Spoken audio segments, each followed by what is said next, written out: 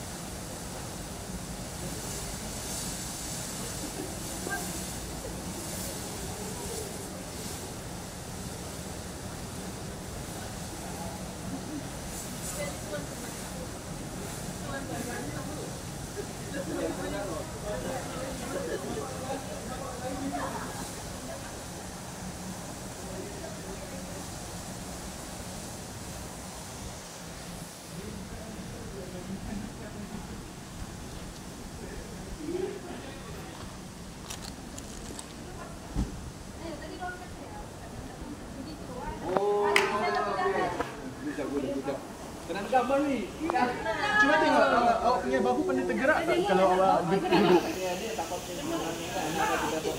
Sikit okeylah. Tak maksud saya. Tak, okey. Good. Nak bangun ke? Ha? Tak payah. Baring. Ya, baring je.